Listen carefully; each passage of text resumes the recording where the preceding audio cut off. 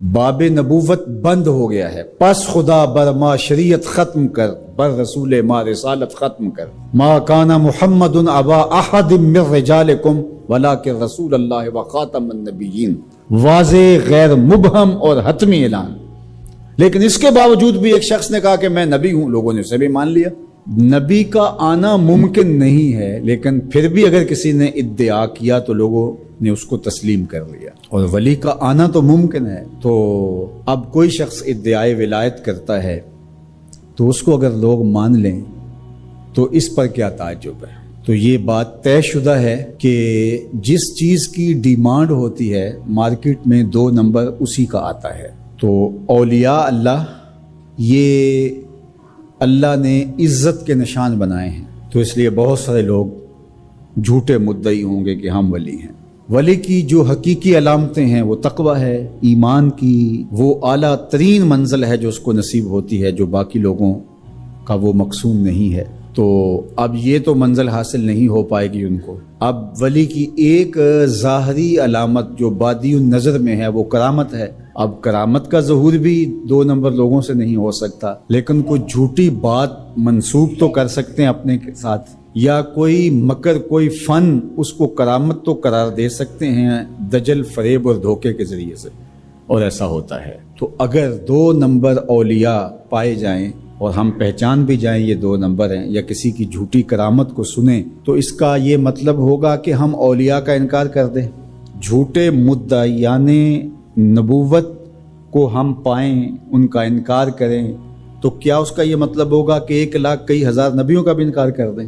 کوئی جھوٹا مدعی نبوت جھوٹے معجزات پھیلا دے اپنے، ان جھوٹے معجزات کا ہم انکار کریں، تو کیا اس بہانے ہم سچے نبیوں کے معجزات کا بھی انکار کر دیں؟ یہ تو دانش مندی ہی نہیں ہے۔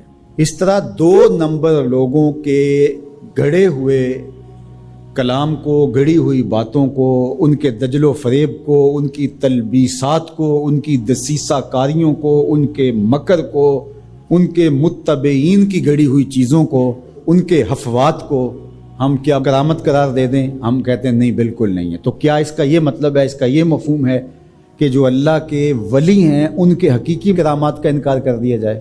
جب علم سطحی ہوگا تو ایسا ہوگا۔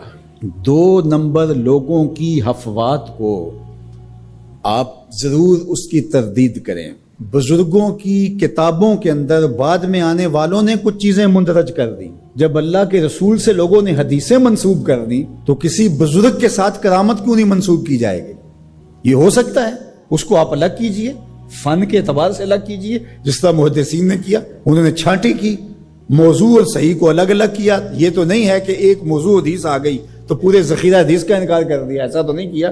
بہار کے راہ گلی میں راہ مسوز، اگر کمبل میں پسو پڑ جائیں تو کمبل جلانا چاہیے یا جھاڑ کے پسو نکالنے چاہیے؟ دانش مندی تو یہی ہے کہ اس کمبل سے پسوؤں کو نکال کر کے اس کمبل کو صاف کیا جائے، نہ یہ ہے کہ کمبل ہی جلا دیا جائے۔ لوگوں نے دین ہی جلا دیا۔ اور میں آپ کو ایک کہانی قرآن سے سناؤں۔ واقعہ اس طرح ہوا کہ حضرت سلیمان علیہ السلام کو آ کے ہدہد نے بتایا کہ ملک سبا میں ایک خاتون ہے جو لوگوں پر حکمرانی کر رہی ہے، اور اس کے پاس بہت بڑا تخت ہے۔ اس تخت کی چوڑائی اور لمبائی علماء تفسیر نے لکھا کہ 60 ہاتھ چوڑا تھا اور 80 ہاتھ لمبا تھا۔ حضرت سلیمان علیہ السلام نے اس کو خط لکھا ملکہ بلقیس کو کہ تم میرے پاس حاضر ہو جاؤ، ورنہ جو ہے وہ میرے ساتھ جنگ کرنے کے لیے تیار ہو جاؤ۔ اس نے تحفے اور انعام و اکرام لے کر کے حاضر ہونے کا فیصلہ کیا۔ جب وہ بہت قریب آ گئی تو آپ کی مجلس لگی تھی حضرت سلیمان کی، تو آپ نے اپنے لوگوں کو کہا کہ وہ جس تخت پہ ناز کرتی ہے تو کوئی ہے اس کے آنے سے پہلے لے آئے، اور وہ بالکل قریب آ چکی تھی۔ تو ایک جن اٹھا، اس نے کہا حضرت یہ خدمت میرے ذمہ لگائیے۔ قال عفریت من الجن، وہ بڑا قوی ہیکل، بڑا طاقتور، بڑی توانائی رکھنے والا، اس نے کہا کہ حضرت یہ ذمہ داری میری رہی، کب تک لے کے آؤ گے؟ کہا مجلس برخاست ہونے سے پہلے پہلے لے آؤں گا۔ صبح کو مجلس لگتی تھی، دوپہر کے وقت برخاست ہو جاتی تھی، تو اس نے کہا مطلب میں دوپہر تک لے آؤں گا۔ اللہ اکبر، 1 مہینہ جاتے ہوئے لگتا تھا، 1 مہینہ آتے ہوئے لگتا تھا۔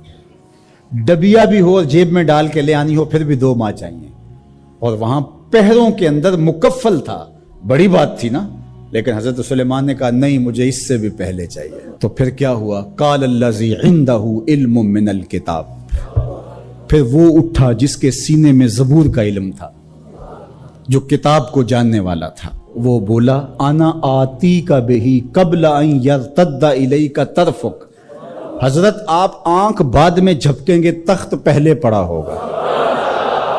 اور حضرت سلیمان نے ابھی آنکھ